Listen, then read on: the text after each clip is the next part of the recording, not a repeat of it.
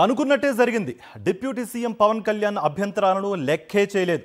Lulu mall భూ కేటాయింపులు షరతులపై పవన్ కళ్యాణ్ అడిగిన ప్రశ్నలను సీఎం చంద్రబాబు పక్కన పాడేశారు. లూలు సంస్థ గోవధ చేస్తోందా, గోమాంసం ఎగుమతి చేస్తోందా, అలాంటి వాళ్ల షరతులకు ఎందుకు అంగీకరించాలని పవన్ కళ్యాణ్ ఆపేక్షించిన చంద్రబాబు పట్టించుకోలేదు.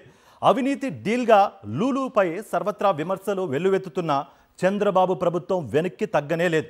పవన్ కళ్యాణ్ని లెక్కే చేయకుండా పవన్ కళ్యాణ్ అభ్యంతరం తెలిపిన లూలు గ్రూప్తో విశాఖ సిఐఐ సమిట్లో చంద్రబాబు ఎంఓయూలు చేయడం రాజకీయ వర్గాల్లో దుమారం రేపుతోంది. విశాఖ సిఐఐ సమ్మిట్లో లులు గ్రూప్తో 2 ఎంఓయూలు కుదుర్చుకుంది ఆంధ్రప్రదేశ్ ప్రభుత్వం. లులు గ్రూప్ చైర్మన్ సీఎం చంద్రబాబుకి చాలా సన్నిహితుడైన యూసఫ్ అలీతో ఈ ఎంఓయూలు చేసుకున్నారు. మల్లవెల్లి ఫుడ్ ప్రాసెసింగ్ యూనిట్ ఏర్పాటుకు సంబంధించిన ఎంఓయూ కూడా కుదుర్చుకున్నారు. అయితే ఈ ఎంఓయూలు ఇప్పుడు తీవ్ర చర్చనీయాంశంగా మారాయి. ఈ లులు మాల్ సంస్థ గోమాంసం ఎగుమతులపైన, అలానే ఆ సంస్థ పెట్టిన షరతులపైన డిప్యూటీ సీఎం పవన్ కళ్యాణ్ తీవ్ర అభ్యంతరాలు వ్యక్తం చేస్తున్నారని సమాచారం. అయినా వాటన్నింటినీ సీఎం చంద్రబాబు లెక్క చేయలేదు. పవన్ కళ్యాణ్ అభ్యంతరాలను సీఎం చంద్రబాబు పూచిక పుల్ల కంటే ఘోరంగా తీసిపడేశారని, ఎంఓయూలు కుదుర్చుకోవడమే దీనికి నిదర్శనమని కూటమి రాజకీయ వర్గాల్లో చర్చ జరుగుతోంది. పవన్ మాటను కనీసం లెక్క చేయకుండా ఆయన లేని సమయంలోనే లులుతో స్వయంగా సీఎం చంద్రబాబే ఎంఓయూ కుదుర్చుకోవడం దుమారం రేపుతోంది.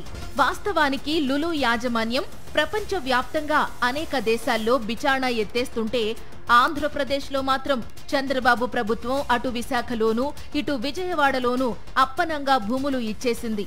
లులు అడిగిన షరతులన్నింటికీ అడ్డగోలుగా ఆమోదం తెలిపేసి జీవోలు కూడా ఇచ్చేశారు. విజయవాడలో విద్యాధరపురం ఆర్టీసీ బస్టాండ్ మొత్తాన్ని లులుకి రాసిచ్చేశారు. అలానే విశాఖలో బీచ్ రోడ్లో 13 ఎకరాల భూమిని లులుకి అప్పనంగా ఇచ్చేశారు. ఈ భూమి విలువ సుమారు 800 నుండి 1000 కోట్ల విలువ ఉంటుందని అంచనా.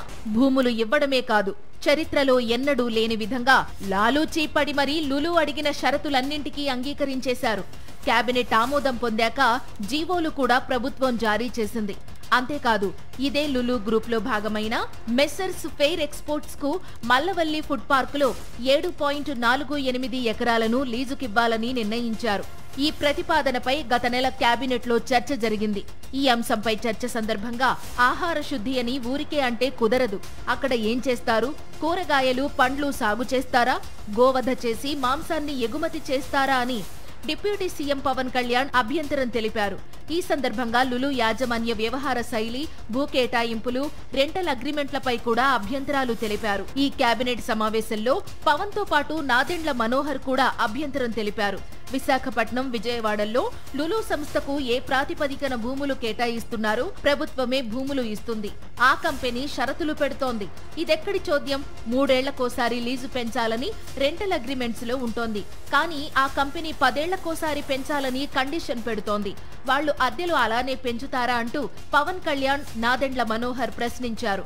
అసలు ఆ లులు మాల్ స్థానికులకు ఉద్యోగాలు ఇస్తుందా అని పవన్ ప్రశ్నిస్తే, రెవెన్యూ శాఖ మంత్రి అనగాని సత్యప్రసాద్ ఆ కంపెనీ అనేక షరతులు పెడుతోందని, కొన్ని అతి షరతులు పెడుతున్న మాట వాస్తవమేనని ఆ రోజు కేబినెట్ సమావేశంలో వ్యాఖ్యానించారని సమాచారం. పవన్ అభ్యంతరాల నేపథ్యంలో కేబినెట్ లో జరిగిన చర్చతో లులు వెనుక లాలూచీ మొత్తం బట్టబయలైంది. దీంతో సీఎం చంద్రబాబు ఆ టాపిక్ ని డైవర్ట్ చేస్తూ మరో టాపిక్ లోకి వెళ్లారు. లులు గ్రూప్ తో ఏపీ సర్కార్ ఒప్పందాలపై డిప్యూటీ సీఎం పవన్ కళ్యాణ్ తీవ్రంగా అభ్యంతరం తెలిపినా, ఆ లులు ప్రాజెక్టులకు సంబంధించి సీఎం చంద్రబాబు ఇప్పుడు ఎంఓయూలు కుదుర్చుకున్నారు.